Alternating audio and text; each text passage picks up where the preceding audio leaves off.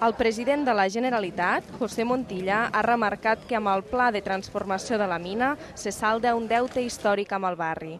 Ho ha dit en el marc de la inauguració de la nova zona esportiva del barri i l'espai cultural Font de la Mina, un edifici polivalent dotat amb una biblioteca i un auditori. L'entrada en servei d'aquests equipaments, que ha coincidit amb la Festa Major de la Mina, contribuirà a la dinamització i la integració de la zona amb l'entorn, així com a la cohesió social de la mina. El president català ha destacat que aquest és un pas per a la dignificació del barri. Ha estat sempre i és avui un barri ple de vida, ple de vida, un barri resistent, lluitador, solidari. Ha estat molt present la lluita de molts dels habitants de la mina durant anys per la dignitat del barri, que ben mereixia un esforç inversor com el que s'està realitzant. El govern de Catalunya té l'obligació de respondre a l'esforç també dels veïns amb l'esforç propi, i ho estem fent.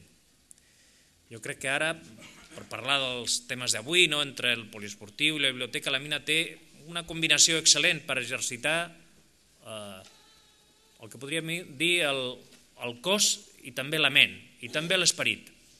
I la transformació del barri ha de servir també per fomentar el progrés i per fomentar la seguretat. El pla de transformació de la mina està gestionat pel Consorci de la Mina, format per la Generalitat, l'Ajuntament de Sant Adrià, l'Ajuntament de Barcelona i la Diputació de Barcelona.